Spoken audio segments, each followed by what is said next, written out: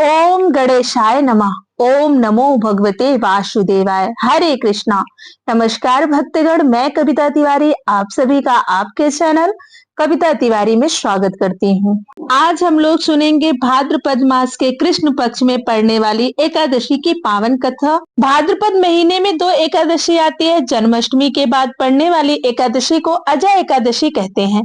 इस साल अजय एकादशी आज यानी 29 अगस्त को मनाई जाएगी।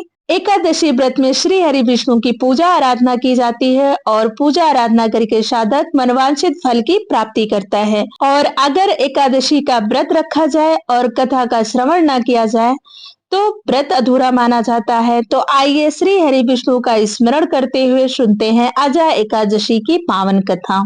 एक बार प्रेम से बोलिए भगवान श्री हरि विष्णु की जय। अर्जुन ने कहा, हे पुंडरीकाक्ष, मैंने श्रवण शुक्ल एकादशी अर्थात पुत्रता एकादशी का सविस्तार वर्णन सुना।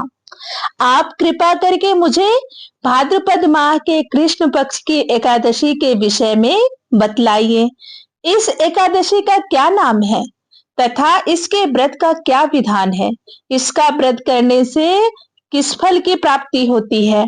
आप मुझे सविस्तार बताने का कष्ट करें। श्री कृष्ण ने कहा, हे कुंती पुत्र, भाद्रपद माह के कृष्ण पक्ष की एकादशी को अजय एकादशी कहते हैं। इसका व्रत करने से सभी पाप नष्ट हो जाते हैं। इस लोक और परलोक में मदद करने वाली इस एकादशी व्रत के समान संसार में कोई दूसरा व्रत नहीं है। अब ध्यान पूर्वक इस एकादशी महात्म्य का आप श्रवण करो। पौराणिक काल में भगवान श्री राम के वंश में अयोध्या नगरी में एक चक्रवर्ती राजा हरिश्चंद्र नाम के एक राजा हुए थे। राजा अपनी सत्यनिष्ठा और ईमानदारी के लिए प्रसिद्ध थे। कई बार देवताओं ने इनकी परीक्षा लेने की योजना बनाई। राजा ने स्वप्न में देखा कि ऋषि विश्वामित्र को उन्होंने अपना राजपाट दान कर दिया है। सुबह विश्वामित्र वास्तव में उनके द्वार पर आकर कहने लगे, तुमने स्वप्न में मुझे अपना राज्य दान कर दिया।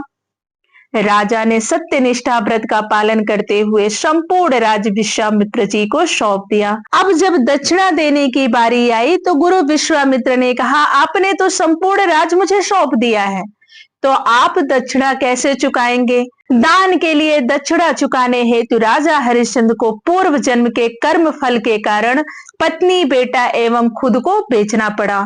हरिश्चंद्र को एक डोम ने खरीद लिया जो शमशान भूमि में लोगों के दाह संस्कार का काम करवाता था। स्वयं वह एक चंडाल का दास बन गया। उसने उस चंडाल के यहाँ कफन लेने का काम किया, किंतु उसने इस आपत्ति के काम में भी सत्यव्रत का साथ नहीं छोड़ा। जब इसी प्रकार कई वर्ष बीत गए तो उसे अपने इस नीच कर्म पर बड़ा दुख हुआ और वह इससे मुक्त होने का उपाय खोजने लगा। वह सदैव इसी चिंता में रहने लगा कि मैं क्या करूं, किस प्रकार इस नीच कर्म से मुक्ति पाऊं। एक बार की बात है, वह इसी चिंता में बैठा था कि गौतम ऋषि उसके पास पहुंचे। हरिश्चंद्र ने उन्हें प्रणाम किया और अपनी दुख भरी कथा सुनाने लगे। राजा हरिश्चंद्र की दुख भरी कहानी सुनकर महर्षि गौतम भी अत्यंत दुखी हुए और उन्होंने राजा से कहा, हे राजन, भादो माह के कृष्ण पक्ष की एकादशी का नाम अजय है। तुम उस एकादशी का विधान पूर्वक व्रत करो तथा रात्रि में जागरण करो। इससे तुम्हारे सभी पाप नष्ट हो जाएंगे। महर्षि गौतम इतना कहकर अलोप हो गए। अजय नाम की एकादशी आने पर राजा हरिश्चंद्र ने महर्षि के कहे अनुसार विधान पूर्वक उपवास तथा रात्रि जागरण किया। इस व्रत के प्रभाव से राजा के सभी पाप नष्ट हो गए। उस समय स्वर्ग में नगाड़े बजने लगे तथा पुष्पों की वर्षा होने लगी। उन्होंने अपने सामने ब्रह्मा, विष्णु, महेश तथा देवेंद्र आदि देवताओं को खड़ा पाया। उन्होंने अपने मृतक पुत्र को जीवित तथा अपनी पत्नी को राजसी वस्त्र तथा आभूषणों से परिपूर्ण देखा। व्रत के प्रभाव से राजा को पुनः अपने राज्य की प्राप्ति हुई। वास्तव में एक ऋषि ने राजा की परीक्षा लेने के लिए यह सब माया रची थी। परंतु अजा एकादशी के व्रत के प्रभाव से ऋषि द्वारा रची गई सारी माया समाप्त हो गई और अंत समय में हरिश्चंद्र अपने परिवार सहित स्वर्गलोक को गए। यह कथा सुनाने के बाद मधुसूदन भगवान ने युधिष्ठिर से कहा, हे राजन, यह सब अजा एकादशी व्रत के प्रभाव से था। जो मनुष्य इस उपवास को विधान पूर्वक करता है और रात्रि जागरण करते हैं, उनके सभी पाप नष्ट हो जाते हैं और अंत में वे स्वर्ग को प्राप्त करते हैं। इस एकादशी व्रत की कथा का श्रवण मात्र से ही अश्वमेध यज्ञ के बराबर फल की प्राप्ति हो जाती है। एक बार प्रेम से बोलिए श्री हरि विष्णु की जय। ग्यारश माता की जय। आइए अब सुनते हैं ग्यारश माता की आरती। ओम जय एकादशी जय एकादशी जय एकादशी माता, विष्णु पूजा व्रत को धारण कर शक्ति मुक्ति पाता। ओम जय एकादशी माता, तेरे नाम गिनाऊं देवी, भक्ति प्रदान करनी, गढ़ गौरव की देनी माता, शास्त्रों में वर्णी। ओम जय एकादशी माता, मार्ग शीर्ष के कृष्ण पक्ष की उत्पन्ना, विश्व तारिणी जन्मी, शुक्ल पक्ष में हुई मोक्षदा, मुक्ति दाता बन आई।